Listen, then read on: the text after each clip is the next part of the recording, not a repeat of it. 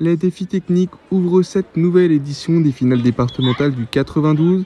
Samedi 22 mars, les catégories du 10 à U12 avaient rendez-vous au stade Yves du Manoir à Colombes. Après la traditionnelle photo d'équipe, les matchs et les buts se sont enchaînés.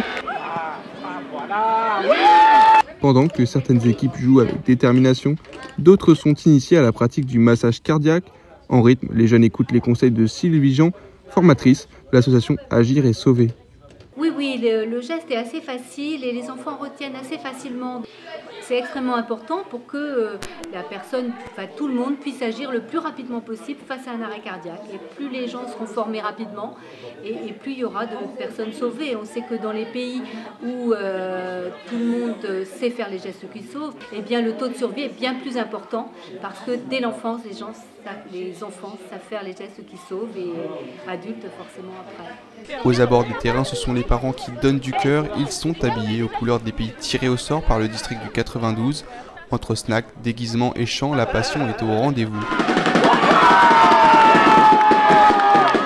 Filles et garçons peuvent profiter de ces encouragements d'exception pour le grand plaisir des coachs et des parents. Quand on est soutenu comme ça, c'est juste génial pour les enfants, même pour nous. C'est important de se sentir soutenu. Et pour les enfants, c'est juste une expérience incroyable.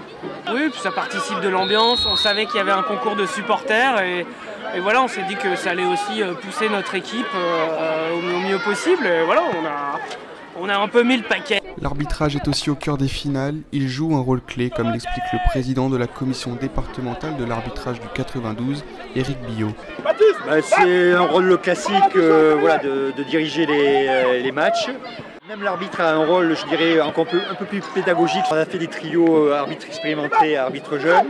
Par demi-terrain, on a aussi un accompagnateur de la CDA qui est là pour un peu gérer aussi l'environnement, que l'environnement se passe bien et aussi débriefer après chaque rencontre les points positifs et puis éventuellement les points à améliorer. Les arbitres ont d'ailleurs été récompensés en premier. À la vue des trophées, difficile de patienter pour les participants et participantes. Malgré ça, l'événement semble avoir conquis les jeunes joueurs. C'était sympa, même si notre équipe n'a pas gagné, c'était bien. Alors, quand la remise des trophées arrive, c'est l'explosion de joie.